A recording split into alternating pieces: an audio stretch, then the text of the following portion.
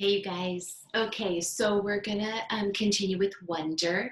It is probably, we only have a couple of chapters left. I just want to remind you that we were reading from the point of view of Via's friend, Miranda, and she had just let Via um, do the performance instead of her. So I'm gonna go ahead and start reading from there. The chapter we're on is called The Performance.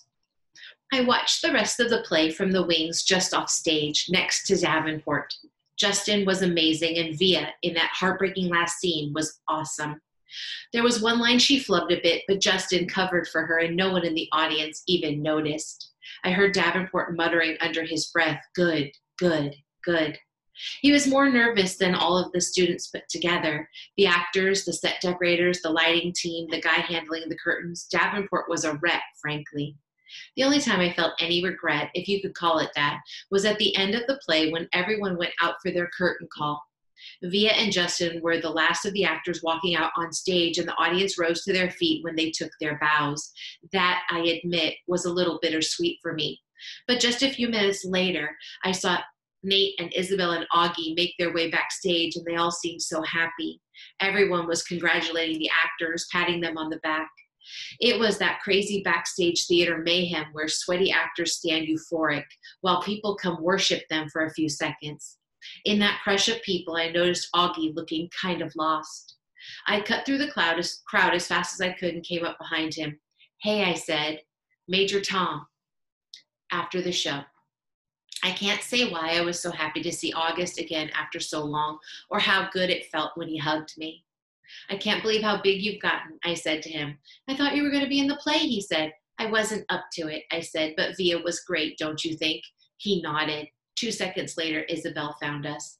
"Miranda," she said happily, giving me a kiss on the cheek, and then to August, "Don't ever disappear like that again." "You're the one who disappeared," Augie answered back. "How are you feeling?" Isabel said to me. "Via told us you got sick." "Much better," I answered. "Is your mom here?" I asked Isabel. "No, she had work stuff, so it's actually not a big deal for me," I said truthfully. "We have 2 more shows anyway, though I don't think I'll be as good an Emily as Via was tonight." Nate came over and we had basically the same exact conversation. Then Isabel said, "Look, we're going to have a late night dinner to celebrate the show. Are you feeling up to joining us? We'd love to have you." "Oh, no," I started to say. "Please," said Augie. "I should go home," I said. "We insist," said Nate.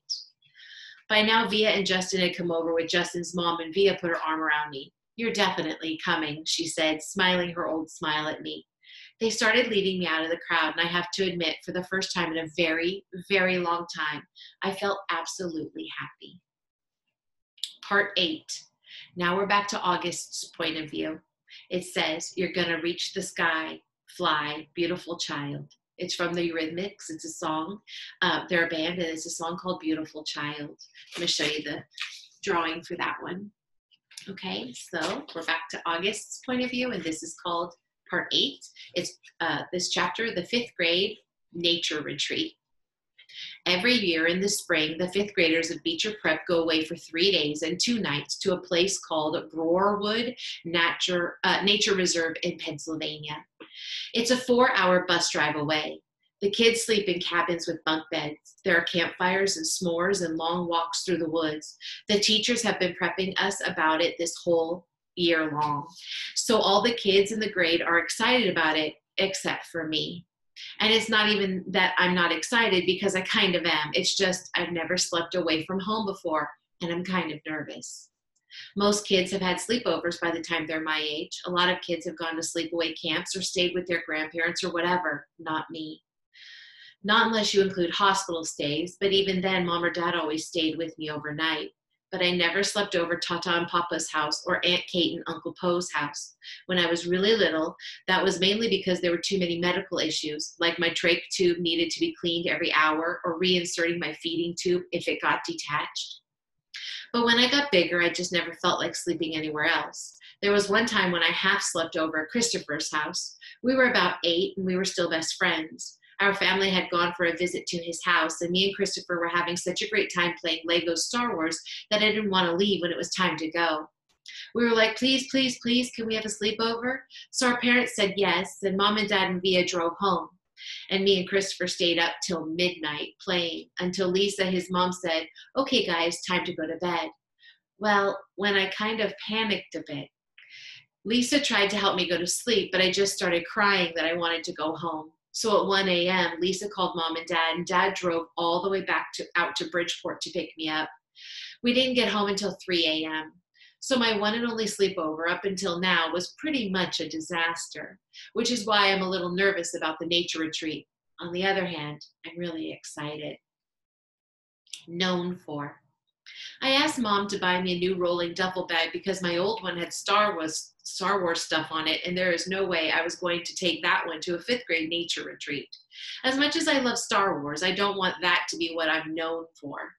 Everyone's known for something in middle school, like Reed is known for really being into marine life and the oceans and things like that, and Amos is known for being a really good baseball player, and Charlotte is known for having been in a TV commercial when she was 6, and Zemina is known for being really, really smart.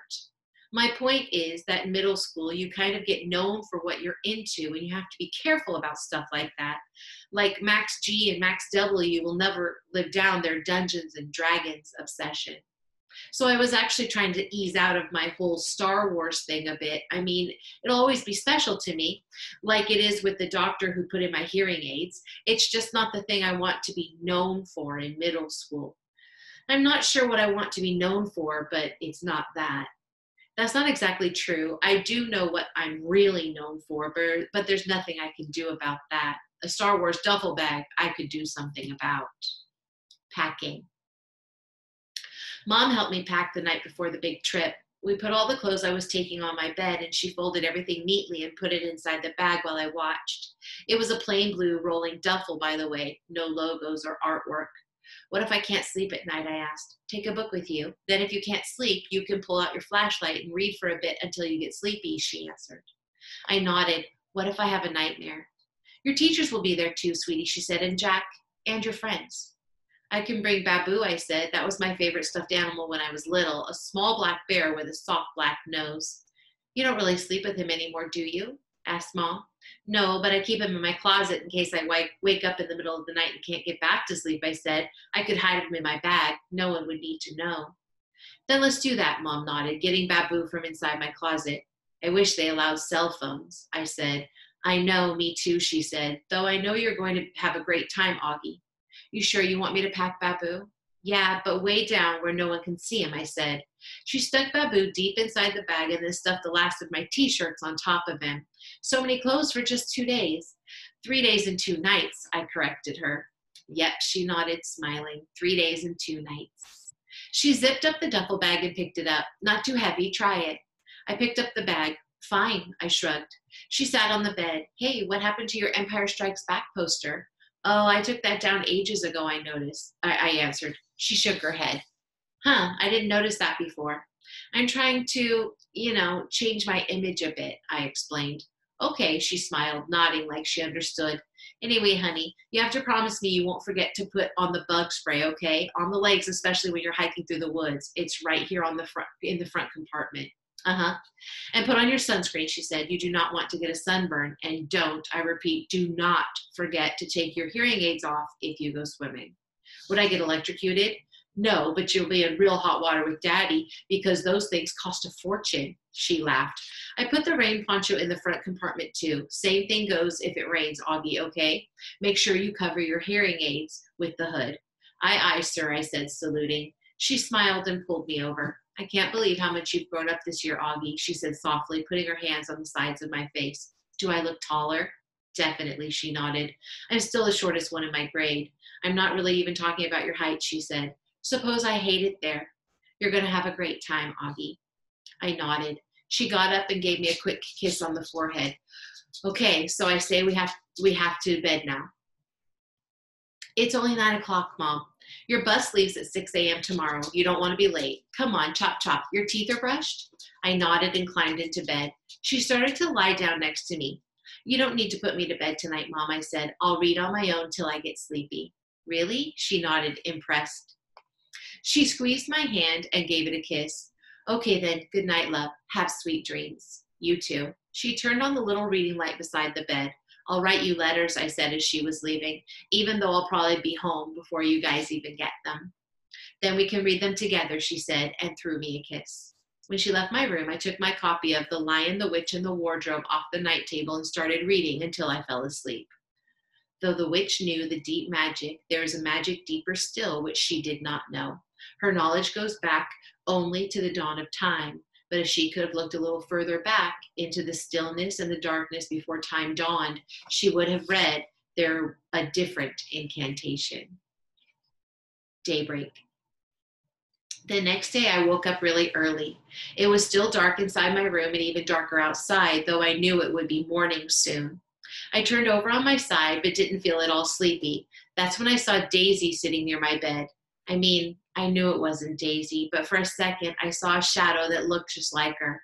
I didn't think it was a dream then, but now looking back, I know it must have been.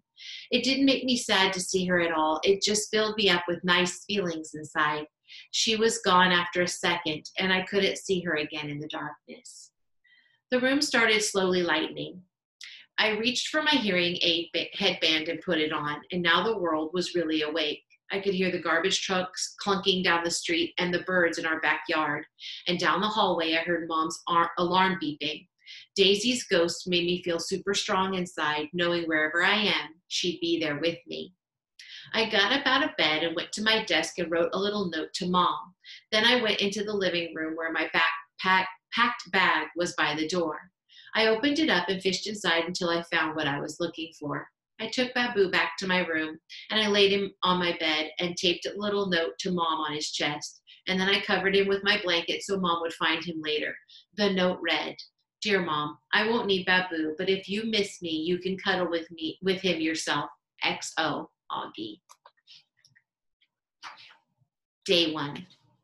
The bus ride went really fast. I sat by the window and Jack was next to me in the aisle seat.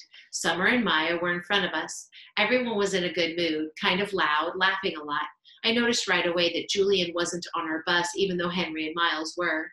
I figured he must be on the other bus, but then I overheard Miles tell Amos that Julian ditched the Gray trip because he thought the whole nature retreat thing was quite, quote unquote, dorky. I got totally pumped because dealing with Julian for 3 days in a row and 2 nights was a major reason that I was nervous about this whole trip. So now without him there, I could really just relax and not worry about anything. We got to the nature reserve at about noon. The first thing we did was put our stuff down in the cabins. There were 3 bunk beds to every room, so me and Jack did rock, paper, scissors for the top bunk, and I won. Woohoo. And the other guys in the room were Reed and Tristan and Pablo and Nino. After we had lunch in the main cabin, we all went on a 2-hour guided nature hike through the woods. But these were not woods like the kind they have in Central Park. These were real woods. Giant trees that almost totally blocked out the sunlight, tangles of leaves and fallen tree trunks, howls and chirps and really loud bird calls. There was a slight fog too, like a pale blue smoke all around us. So cool.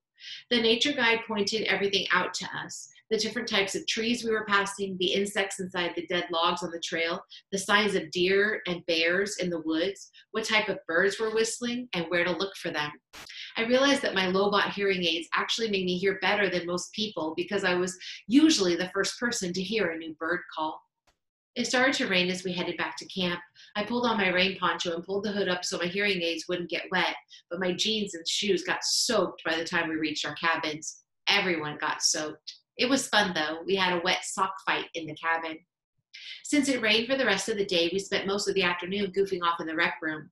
They had a ping pong table and an old-style arcade game like Pac-Man and Missile Command that we played until dinner time. Luckily, by then it had stopped raining, so we got to have a real campfire cookout.